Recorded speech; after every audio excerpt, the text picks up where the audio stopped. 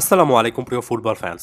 So CONCACAF champions কাপের quarter ফাইনালে first লেগে লিওনেল মেসির ইন্টার মায়ামি এলএএফসির মুখোমুখি হচ্ছে যুক্তরাষ্ট্রের এমএলএসে খেলা, তবে ভিন্ন কনফারেন্স ওয়েস্টার্ন কনফারেন্সে খেলা একটা দল। খুবই ক্রুশাল একটা ম্যাচ। ইন্টার মায়ামি জার্সিতে কনকাকাফ চ্যাম্পিয়ন্স কাপ, যেটা কিনা এই অঞ্চলের চ্যাম্পিয়ন্স লিগের একটা ভার্সন, সেটার জন্য লিওনেল মেসি রীতিমতো মুখিয়ে আছেন এবং এগুলো সবচেয়ে গুরুত্বপূর্ণ ম্যাচগুলোর একটা। লিওনেল মেসি এই ম্যাচটা স্টার্ট করবেন কিনা সেটা ভিডিওটা রেকর্ড করার মুহূর্ত পর্যন্ত নিশ্চিত না হলেও ক্রুশাল যে একটা রোল প্লে করবেন সেটা বলা যায়। বেশ কয়েকটা জায়গায় এটাও বলা হচ্ছে যে আসলে এই ম্যাচটাকে সামনে রেখে লিওনেল মেসি স্টার্টিং লাইন আপেই থাকতে চান। দেখা যাক, গেম টাইম যে পাবেন এটা একেবারে নিশ্চিত লিওনেল মেসির জন্য ক্রুশাল একটা ম্যাচ। এটা এলএফসির ঘরের মাঠ বিএমও স্টেডিয়ামে ইন্টার মায়ামি খেলবে, অর্থাৎ কঠিন একটা অ্যাওয়ে ম্যাচ হবে। ফার্স্ট লেগের খেলা আরও একবার আপনাদেরকে মনে করিয়ে দিচ্ছি।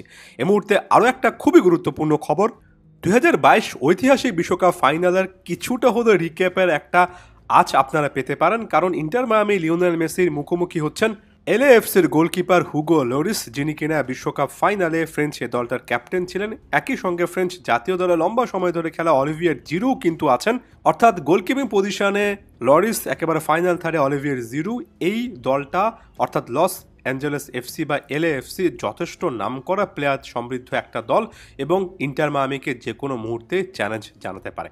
Inter Miami predicted line up বলছে গোলকিপার হিসেবে উস্তারি, ডিফেন্সে ফ্যালকন এবং টমাস অ্যাভিলিয়াসের সাথে রাইট ব্যাক হিসেবে ইয়ান ফ্রাই, লেফট ব্যাক হিসেবে জর্ডি আলবা, মিডফিল্ডে সার্জিও বুস্কেটসের সাথে রেডন্ডো এবং সেগোভিয়া, ফাইনাল থার্ডে মেসি সুয়ারেজের সাথে ফাফা পিকাল্ট এই ম্যাচটা স্টার্ট করতে পারেন। কিছুটা হলো ফাইনাল থার্ডের কম্বিনেশন কিন্তু এই মুহূর্তে দেখা যাচ্ছে, তবে ফাইনাল থার্ডের আগে যে জিনিসটা অবশ্যই বলবো, এ দলটার জন্য এই মুহূর্তে আসলে ডিফেন্সিভলি একটা সলিডিটি মেনটেন করা সবচেয়ে গুরুত্বপূর্ণ, বিশেষ করে এমন টাইপের একটা টুর্নামেন্টে। এখন পর্যন্ত ইন্টার মায়ামির ডিফেন্সটা গত সিজনের তুলনায় কিছুটা হলেও ধারাবাহিক মনে হচ্ছে। জানি না এটা আসলে কতটুকু সময় পর্যন্ত কন্টিনিউ হবে। আমরা যে জিনিসটা আশা করবো সেটা হচ্ছে ইন্টার মায়ামির ডিফেন্সিভ লাইন আপের কাছ থেকে একটা ভালো পারফরমেন্স, কারণ ফাইনাল থার্ডে মেসি সুয়ারেজরা আসলে কি করতে পারেন এটা আমরা সকলেই জানি। মিডফিল্ডে সেগোভিয়ার মতো একটা প্রোফাইল কিন্তু ইন্টার মায়ামির ডেপটাকে অনেক বেশি করে সমৃদ্ধ করেছে। এটা এমন একটা দল যে দলটাতে আপনি মিডফিল্ডে সাম্প্রতিক সময়ে বেশ কয়েকটা অপারেশনসের পরে, অর্থাৎ ট্রান্সফার মার্কেট মুভমেন্টের পরে আপনি একটা ব্যালেন্স খুঁজে পাবেন। যদিও তাদেও আইয়েনদের মতো একজন প্লেয়ারের কাফ ইনজুরি বা মার্সেলো ওয়েগান্তের মতো রাইট ব্যাকের ইনজুরি এই মুহূর্তে ভাবাচ্ছে, কারণ বিকল্প হিসেবে সাবস্টিটিউট প্লেয়ার হিসেবে যথেষ্ট প্লেয়ার এই দলটার কাছে আছে কিনা সেটা নিয়েও বিস্তার আলোচনা কিন্তু আসলে করা যায়।